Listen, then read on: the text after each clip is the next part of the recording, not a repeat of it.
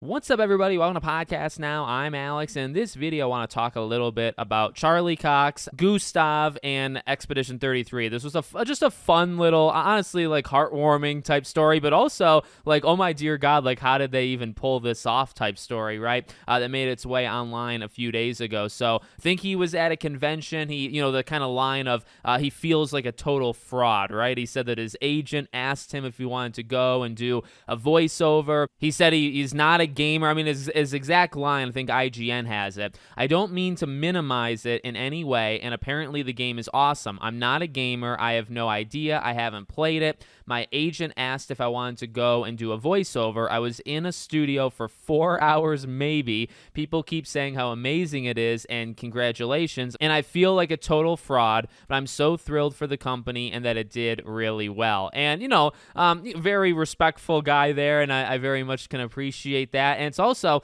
you think about it, and it's like, how in God's name, right? Like, did they pull that off? Now, like people, I think there are some people on social media that are kind of doing almost a deep dive into it. And it's like, his speech patterns and the way that Gustave kind of talks, and I think a lot of people can appreciate it, right? Feels very, not just does it feel human, but it does actually come across pretty differently than like the rest of the group, especially as you get into it and you start to have the deeper relationships with Mael and so on, right? And it's like, was some of that a byproduct, right, of just sitting there for 4 hours? But it's like, man, I'll think about that opening forever. Like the opening of this game is spectacular, and he was such a good, like, kind of welcoming type character. His goal was very noble, and then obviously, like we kind of have to go into spoilers a little bit, and it is a pretty big spoiler, I guess. So just beware, right? I mean, like, his death is freaking nuts. And, to not, like, I did not see that coming. I think it's very, very rare when a game takes out what is designed to be your main character 25% of the way through. Or really, I guess, like 33% of the way through. Absolutely insane. You know what I mean? But then, to kind of keep his, because it moves pretty far away from him, right? Like, there's, like, his goal, and, they try to keep that alive, like, within the group and stuff. But, even his, like, machinery, right? Like, his technology that he creates, like, that is they have to work on it, and that's kind of like, almost fetch quest type stuff they have to do. But I mean, like, that, it keeps him alive even in that way, right? Where it's like, well, technically he played a big role in the beginning, and then without his, knowledge and his craftsmanship, right, they wouldn't have even been able to do things later on in the game. The game becomes, and I'm not saying it's not a bad thing, because this is my game of the year, okay? The game becomes kind of bigger than just like the noble quest of like, okay, we got to stop the paintress from counting down.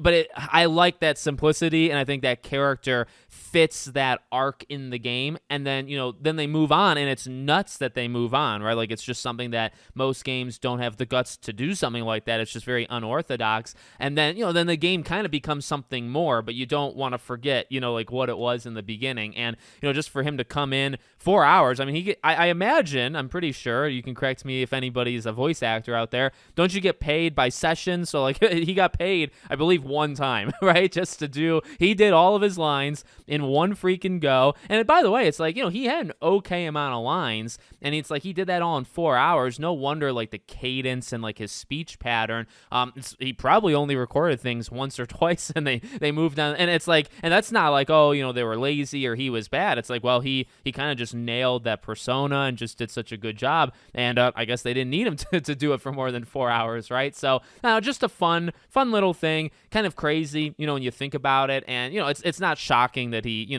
I think a lot of Hollywood people don't play games. I think there's many voice actors that are not good at games or just don't play them either. So it's like, that's not revolutionary. It's honestly, I will say, it kind of makes it feel more refreshing when you have somebody like a Ben Starr, also obviously a huge star in this game, and a phenomenal actor and phenomenal job in the game. And then, he knows his stuff, right? He's definitely a gamer at heart, and I can appreciate that. But just a cool little story. Want to share it with you guys. Let me know what you think in the comments. Make sure, as always, you're subscribed to the channel, bell icon turned on, and I hope to see you all on the next one.